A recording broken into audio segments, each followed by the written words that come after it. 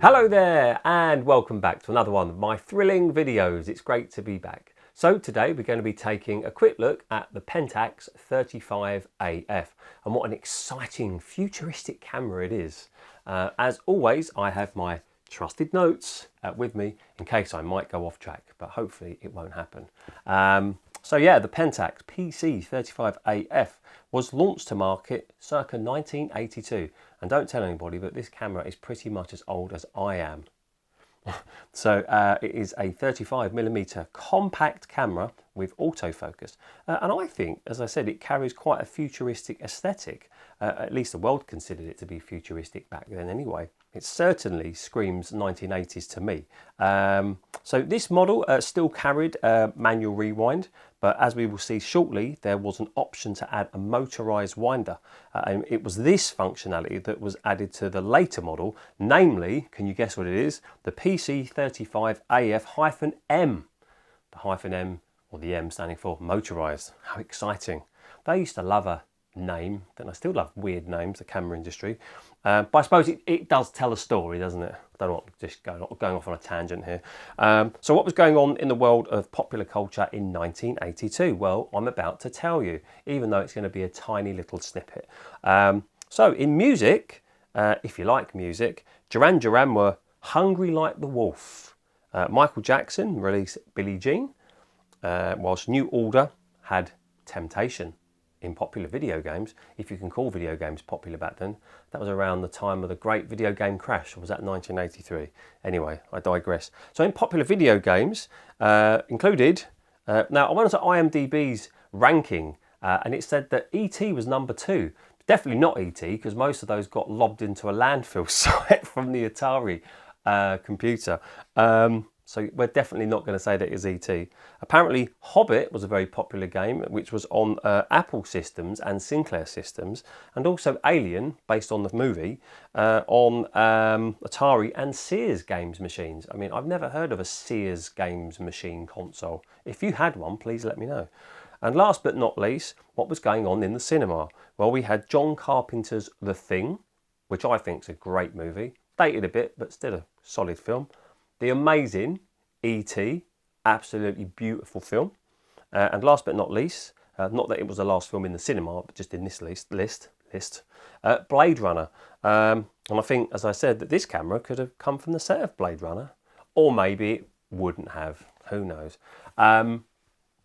So yeah, what was my experience using the camera? I have actually used this camera once before, but I use it for a family occasion, so I didn't share those pictures online. But on this occasion, I kind of took it out when I was travelling, visiting friends.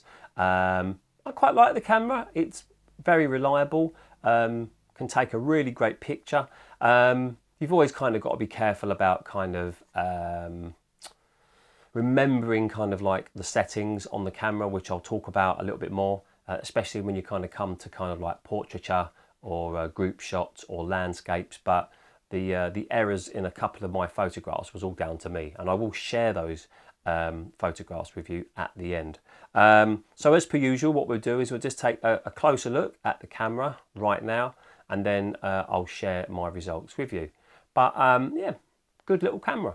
So if you see one, I'd recommend picking one up. Really crisp shots as well. Hope you enjoy. Oh, and before I forget, I just want to give a shout out to the business that I use to do all of my development and processing for any of my films. They do the digitization that a lot of people ask me about. How do you get it onto your phone? They do all of it. So they are called Snaps Photos, and I'm going to put their information on the screen now. They're really, really reliable, very, very friendly. So if you've got any film needs, I would wholeheartedly recommend them. So send your film to them. Okay, so without further ado, we're just going to take a quick close-up look at the camera. So as always, we're going to start at the front of the camera. Now, as we can see at the moment, you cannot see the lens, and that's because the lens cover or lens protector is on. So in order to open that, we have to pull this little red lever, to ping it open. Ooh, nice action. And that opens it up. It does cover up the flash for the moment, but you can't actually operate the flash when it's in the flush position. So anyway, let's work our way around the camera. So here you have a little LED light here, and that is the self timer lamp. On the top of the camera just here, which we'll get to in a minute, there's a little switch which you switch on, and you use that in conjunction with the self-timer lamp to know exactly when it's going to take the photograph. Down here we have another little sensor, and that is the metering cell, so that will help to meter the light. Obviously we have the lens right here, Pentax lens. Just bring it for you enthusiasts out there, 35mm, 2.8, 0.7 meters to infinity. At the top here we have your autofocus windows, these two little, or these large circular points here. And then here we have your viewfinder window. And there's not much else to see on the front of the camera. Obviously the flash is hidden behind there, but we'll get to that in a moment.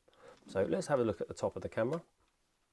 So on the top of the camera we have a little backlight compensation button that gets you 1.5 or plus 1.5, so that can be useful. You have the shutter release button, or the shutter button on the top here, and then you have the self timer. So if you click it forward like so, and if we were going to take a photograph, you can press the button, and as you can see here, this lights up and it will get ready to tell you when it's ready to take that photograph. Cool beep, right? Sounds like a bomb, really, doesn't it? That might be a good sound effect, actually. So, yeah. And that's it for the top of the camera. There isn't anything else. Oh, and then you have the thumb wheel to wind the film on. So if we go to the side of the camera here, remember earlier on we were talking about that the mechanical aspect of the camera is missing, and what you could buy for this camera was an accessory that you could screw on to the camera here.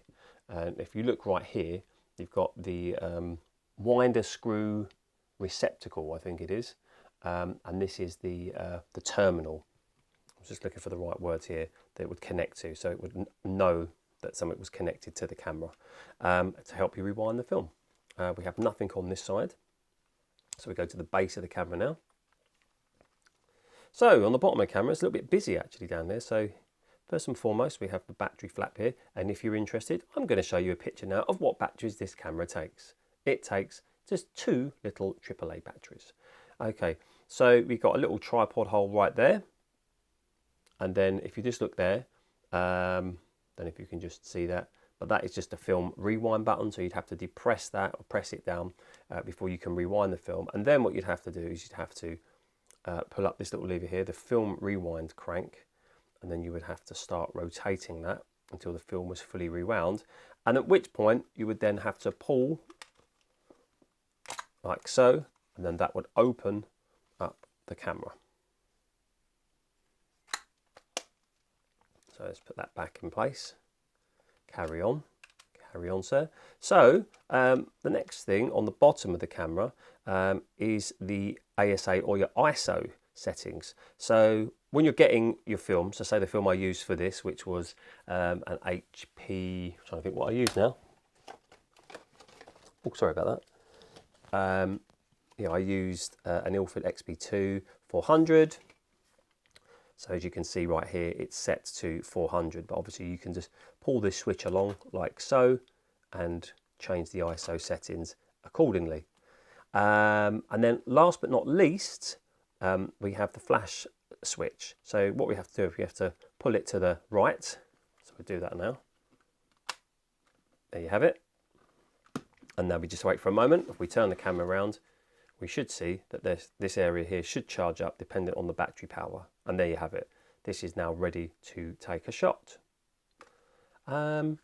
So yeah, that is a close-up look at the camera. I was just thinking if there was anything else I'd forgotten to tell you about there.